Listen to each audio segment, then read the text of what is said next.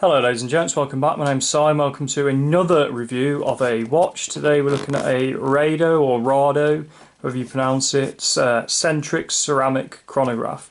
Had this watch now for a couple of years. What I've done is I've put it all back together and I'm just going to do a quick unboxing slash review for you guys, just so you can get a sort of an overview of what the watch is, what my opinion of it is, and really that unboxing experience. So without further ado, let's get into it. First of all, we have this rather lovely box. You can see there it says Rado Switzerland. You know, I mean, it's a box I guess, but I think this looks very nice. It's always nice to keep on your shelf. I don't actually keep my watches in their boxes. I have a specific watch box which I keep all my watches in, and I'll sort of show you that later on if you like. And I say these sort of boxes, they do sit on the shelf and do nothing, but you know, they're nice to have. I say in a box. Yeah, we've got this sort of front piece that comes down. A lot of Swiss watches now that they'll have this. It just makes it easy for the main event to sort of get out. So what we'll do is we'll pull that out of the way for now. And here you have all your bits and bobs and gubbins, as I like to call them. This is just the Rado card, you know, where you bought it, the serial number, etc. Cleaning cloth, as I said in my previous video, I would just hang on to this, just because if you ever do come to sell it, just having everything nice still in its packaging just looks a bit better for sort of eBay, if you like, or wherever you're going to sell it. A huge manual. I mean, it really is hefty. You know, it's a watch at the end of the day. What can they put? What can they possibly put in here? I suppose every language under the sun, by the look of it. Yeah. Now, there is 57 pages of instructions though, so I mean, goodness knows what it's telling you in there. You know, ultimately a watch tells the time and nothing else really, so why on earth they need so much paperwork, I don't know. You'll have to ask them. Anyway, let's get on to the actual main event itself. Here is the box of the actual timepiece.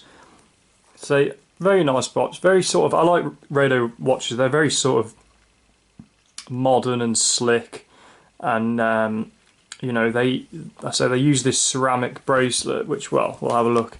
So here's the actual timepiece. Now it does go in like this, it does go in sideways. There is no way that this stretches round that way in the cushion, and it obviously doesn't sit like that. So that's just obviously some sort of quirky design that they've done in there. Say in there's just a couple of spare links. As I say, I have had this size to my wrist, and I have worn it for sort of the past year and a half that I've owned it. Really nice bracelet on this. It's one of Rado's sort of famous for pioneering this ceramic bracelet. It's supposedly, and you know, inverted commas, and we all like to talk about supposedly, it is 10 times stronger than titanium, I believe that is their claim, but it's also quite brittle, so really you're trading off some of that robustness of titanium or of steel for a rather nice look. But you know, it looks great, and the face, you know, extremely sort of plain, but I apologise about the reflection there, nothing I can do about that. I am shooting behind a set of French doors to get as much light in as possible, and unfortunately you can even see me there behind there, which is great. So sapphire face, yeah, clasp. It is actually a double action clasp, and it took me around 6 months to realise this. So there's a little piece there that actually comes off to help you get it on your wrist. Yeah, it took me a long time to realise this, which says a lot, I suppose. The back, yeah, very nice sort of, oh yeah, we're Rado, it's a Centrix, Swiss made, blah blah blah. Excellent. Swiss made on the bottom. Chronograph, yeah, excellent. Now I want to talk about the chronograph, because I mentioned in my previous video when I had the Christopher Ward on, which is actually there, that the chronograph was very different. Now I'll show you what I mean. So if we see that ticking there, if we stop that and actually reset it, it's a lot slower and a lot more sort of I don't know how you say it, you know, compared to this, if we do that, you know, that's ticking around rather nicely, and then that, I mean, you won't even be able to see it really. You know, it's done, it's reset. I'm not saying that's a good or a bad thing, it's just I find it very interesting how different movements they're actually sort of portrayed through the chronograph. Now, it's very, very reflective, this watch. I'm not sure, because a lot of these watches, they have like anti-glare put on the sapphire now. Maybe because this is a bit older, it's worn off, or maybe it didn't go on in the first place, I don't know, but it's pretty much blinding me right now. So, let's talk more about the bracelet. I absolutely love this bracelet. I think the quality of it is superb. You compare this to the Tag Heuer that I reviewed earlier on, and it just doesn't compare at all. This is 10 times better. I think the clasp action is a lot better. I think the quality of the pieces, yes, they're titanium, they're not steel, but the tinniness and the thinness of the tag really is quite off-putting, whereas this just feels absolutely solid.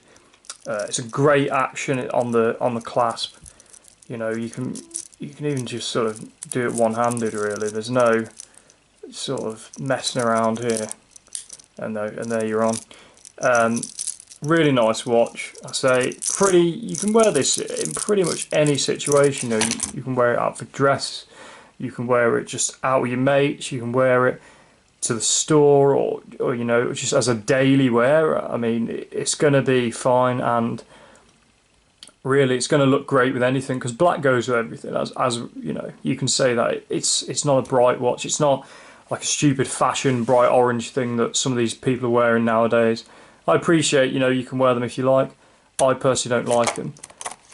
It's the same with people that enjoy something like Hublot Big Bangs, these sort of £50,000 solid gold pieces. I think they look terrible, I really do. I'm sure lots of people would disagree with me.